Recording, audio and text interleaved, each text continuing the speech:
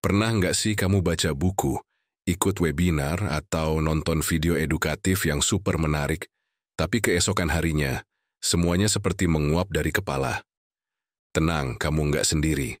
Banyak orang mengalami hal yang sama. Masalahnya bukan pada otakmu, bukan juga karena kamu kurang pintar. Justru otakmu itu seperti mesin super canggih. Tapi sayangnya, kita jarang diberi petunjuk penggunaannya. Kita belajar keras, tapi pakai metode yang nggak cocok dengan cara kerja memori. Hari ini kita akan belajar bagaimana cara kerja otak dalam menyerap informasi, dan lebih penting lagi, bagaimana membuat informasi itu menempel lama di kepala. Bukan cuma hafal sesaat, tapi benar-benar tertanam. Yuk kita mulai. Pertama, fokus adalah gerbang utama. Kalau kita nggak benar-benar fokus, informasi itu cuma numpang lewat. Sama kayak ngobrol di kafe yang bising kamu dengar tapi nggak benar-benar menyerap. Fokus itu ibarat tiket masuk ke konser ingatan. Kalau tiketnya nggak valid, ya nggak bisa masuk. Cobalah mulai dengan mematikan notifikasi, jauhkan ponsel, dan tentukan waktu khusus untuk belajar. Kamu juga bisa mulai dengan bertanya pada diri sendiri, kenapa aku ingin mempelajari ini? Pertanyaan seperti ini bikin otak aktif sejak awal dan bikin informasi lebih mudah melekat. Kedua, visualisasikan informasi. Otak kita adalah pencinta gambar dan cerita. Kita lebih gampang ingat adegan film dibanding deretan angka di buku teks. Jadi, kenapa nggak ubah materi yang kamu pelajari jadi film mental?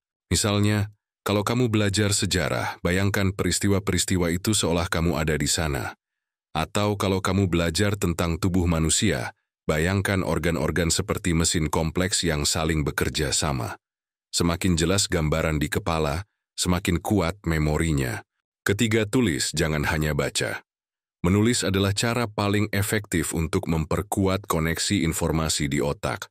Bukan cuma sekadar mencatat, tapi menuliskannya ulang dengan bahasamu sendiri. Ini seperti membuat catatan untuk dirimu di masa depan. Kalau kamu tipe visual, tambahkan diagram, sketsa, atau mind map. Jadikan catatanmu hidup. Menulis bukan cuma mencatat informasi. Itu adalah cara untuk berdialog dengan dirimu sendiri, memperjelas pemahaman, dan menyimpan informasi lebih dalam. 4. Hindari menyorot, gunakan recall aktif. Menyoroti kalimat dengan stabilo itu memang kelihatan produktif, tapi kenyataannya seringkali cuma bikin kita merasa sudah belajar padahal belum tentu mengerti. Alih-alih, gunakan teknik recall aktif. Coba ingat kembali poin-poin utama tanpa melihat sumbernya. Uji dirimu dengan menuliskan ulang, atau ajukan pertanyaan seperti, apa inti dari yang baru saja aku pelajari? Semakin sering kamu mengulang proses ini, semakin kuat memorinya. Yang kelima, ajarkan kembali ke orang lain. Mengajarkan adalah cara terbaik untuk belajar. Ketika kamu mencoba menjelaskan sesuatu dengan bahasamu sendiri, otak dipaksa menyusun ulang informasi secara logis dan runtut. Kamu bisa ajarkan ke teman, keluarga, atau bahkan ke diri sendiri di depan cermin. Bayangkan kamu sedang jadi pembicara di depan kelas. Semakin sering kamu melatih ini, semakin dalam informasi tertanam. Yang keenam, lawan kurva lupa dengan repetisi terjadwal. Otak kita punya kebiasaan membuang informasi yang enggak dianggap penting. Ini disebut kurva lupa.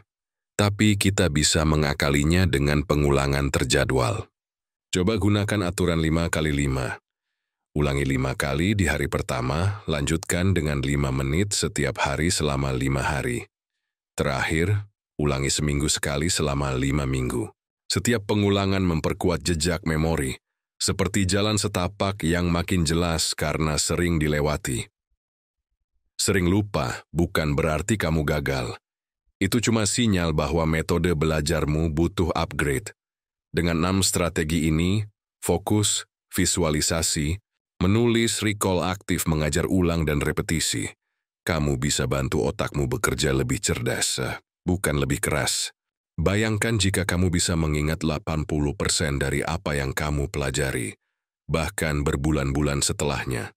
Itu bukan mimpi, itu soal kebiasaan dan teknik yang tepat. Jadi, mulai dari sekarang, jangan cuma belajar, tapi belajarlah dengan strategi. Otakmu akan berterima kasih nanti. Sampai jumpa di video selanjutnya dan jangan lupa like, subscribe, dan bagikan ke temanmu yang sering lupa juga.